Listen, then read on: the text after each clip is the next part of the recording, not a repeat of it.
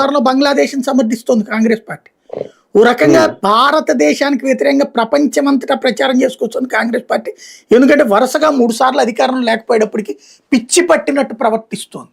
ఇలాంటి సందర్భంలో వాళ్ళ చేతికి ఆ అస్త్రాన్ని పోనీయకుండా యువతలకి తెచ్చేందుకోసం ఒక పెద్ద స్టెప్పే ఇది.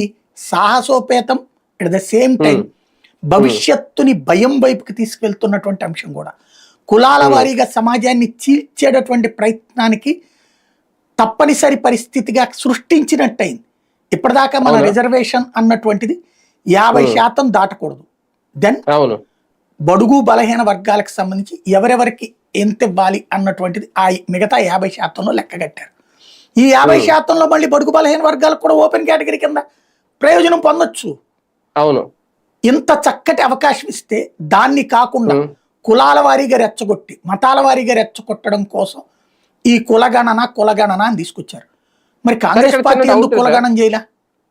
అది ఓకే, నేను అదే అడుగుదాం అనుకున్నా. అసలు కాంగ్రెస్ హయాంలో కులగణన జరిగిందా అనేది ఒకటి ఓకే మీరు చెప్పేసారు. రెండోది అంటే రిజర్వేషన్ అంశంలో సార్ ఆల్రెడీ ఒక పరిమితి ఉంది కదా, 50% రిజర్వేషన్ అనేది. ఇక ఇప్పుడు కొత్తగా చేస్తే ఆ పరిధి కానీ ఆ పరిమితి కానీ పెంచే అవకాశాలు లేదా తగ్గించే అవకాశాలు ఉంటాయా, ఉండవా? దానివల్ల ఇంకా ప్రయోజనం ఏంటి? ఇప్పుడు రాహుల్ గాంధీ చెప్తుంది అది ఎత్తేస్తామంటున్నాడు, లిమిట్ ఎత్తేస్తానంటున్నాడు. ఎక్కడికక్కడ కులాల వారికి అంటే ఇక